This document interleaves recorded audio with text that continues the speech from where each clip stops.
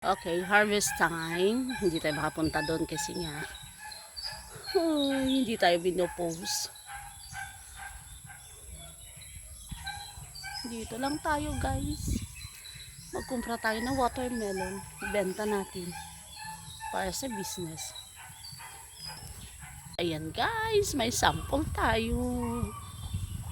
May sample, may sample, may sample. Ayan na.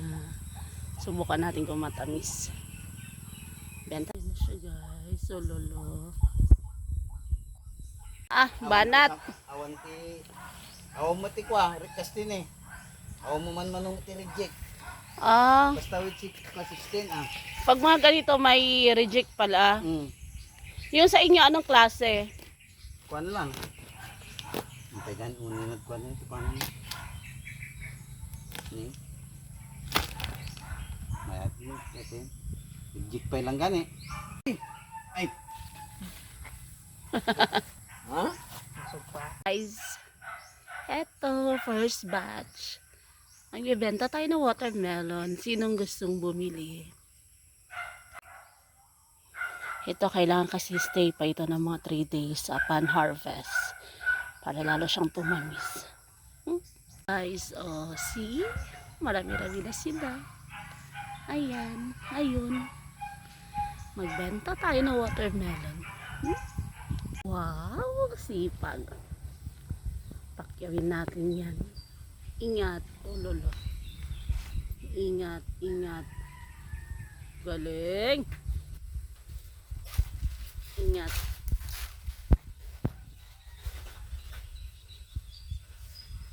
Galing. Ayan na siya, guys. Diba? Sige. Dispose natin yan. Buko ay wala paligo yan. Ayan na naman sila, guys. Ayan na. Dami namin na harvest. Go, go, go. My God. Okay. Galing.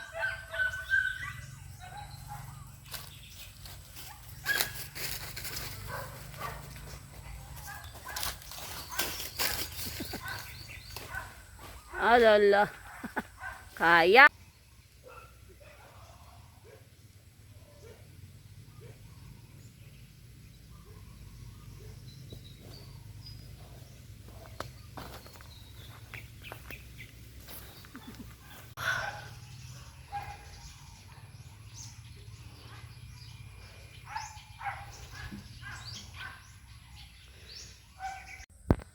Uy, naku, nakailang trip na.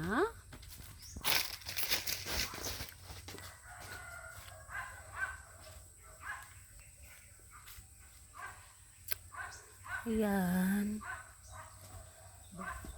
Dandahan.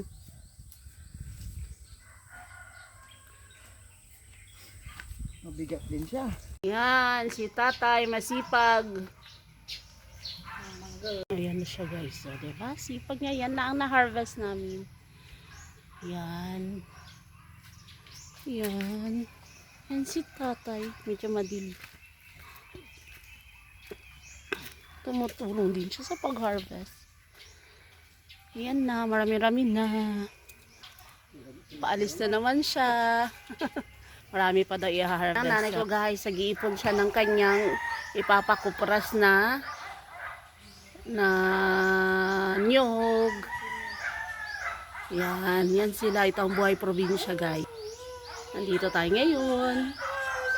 Maghahanap buhay tayo. Diba?